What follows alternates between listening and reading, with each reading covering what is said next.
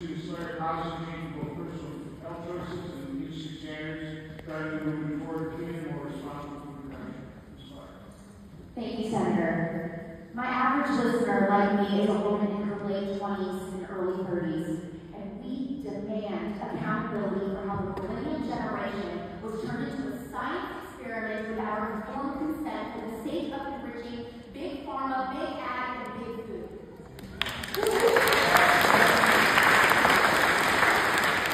Millennial women are starting to have kids for the first time, and they are disillusioned with how hard it has become to not only get pregnant, but also raise kids who are healthy, happy, and mentally well. Today, I am proud to represent them. The poisoning of our food and the environment is the issue for these independent women. It is devastating us and our children. My name is Alex Clark, and I host the Culture of Coffee Hearing. By virtually every measure, millennials are more health conscious than any generation before us, but at the same time, we are also the sickest. That is, until our children end up surpassing us. The next generation of children is predicted to not outlive their parents if we continue on the trajectory that we are currently on. When in human history has that ever been the case? We are fatter than any prior generation at this age. We're having more fertility issues. New cancer diagnoses in the U.S. are projected to top 2 million for the first time this year, and these new cases are almost all driven by young people. This is according to American Cancer Society data. What happened? Growing up, millennials were handed health advice that was inaccurate, mistaken, or downright fabricated. Almost everything that we were taught about food and health was made up. The only guidance that we received on what to eat came in 1992 via the food pyramid, a completely manipulated work of fake public health crafted by the Department of Agriculture. The food pyramid told us that all fat was bad on lie. It told us to make complex carbs like pasta, bread, and processed breakfast cereal the bedrock of our diet, not because it was healthy, but because it was the most profitable reclamation for big ag and big food. We became the first generation subjected to sugary, fatty, and inflammatory foods deliberately engineered to be as addictive as heroin, thanks to the food companies buying the scientists from the cigarette companies for that exact purpose. In the 80s and 90s, the same era as the food pyramid scam, youth obesity tripled from 5% to 15%. Today, in 2024, close to half of all American kids are overweight or obese. Now, why are you surprised? Ultra-processed foods make up 70% of the calories that kids eat now. Now, most of us millennial girls got our first period when we were 13 to 15 years old. Pediatricians wasted no time telling us there was a magic pill that could solve all of our problems in a 10-minute wellness checkup with no informed consent about the risks or side effects. What problems were we solving exactly? A couple pimples. We were advised to not worry about learning to track our cycle or understand our hormones. No conversation about our likelihood to experience the anxiety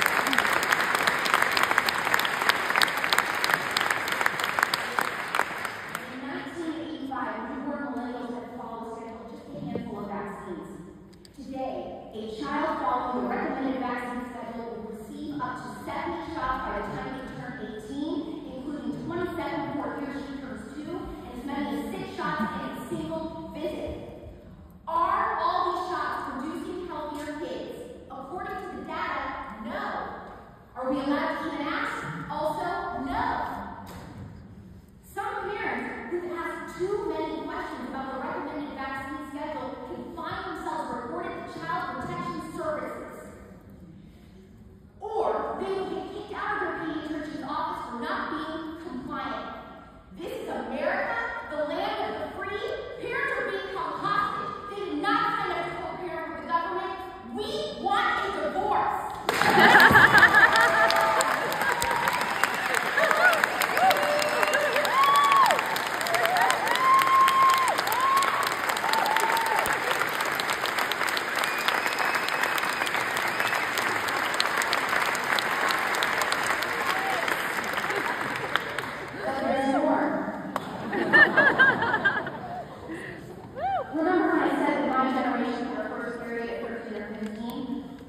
Today, little girls are starting their grades at 8 or 9, and they are getting pubic hair as young as 5 or 6.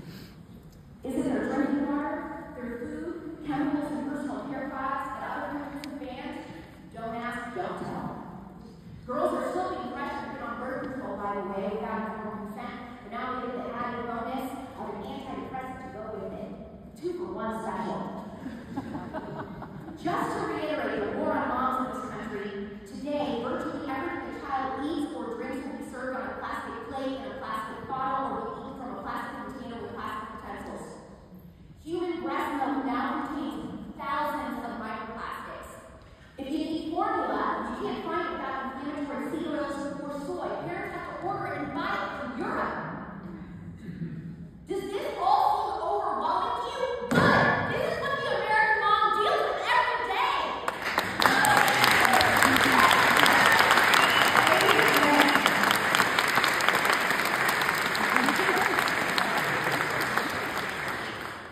The typical American parent today has to worry about a job, about their children's education, about all the things that a parent has always had to worry about.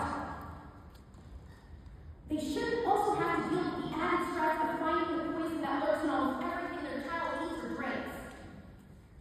The American dream is that a parent will be able to raise children who are better off than themselves. But now that dream is vanishing, not just on an economic level, but a biological one. No. Unless we break this spiral, we will fall into a death spiral of unhealthy parents and even more unhealthy kids that will bankrupt this country.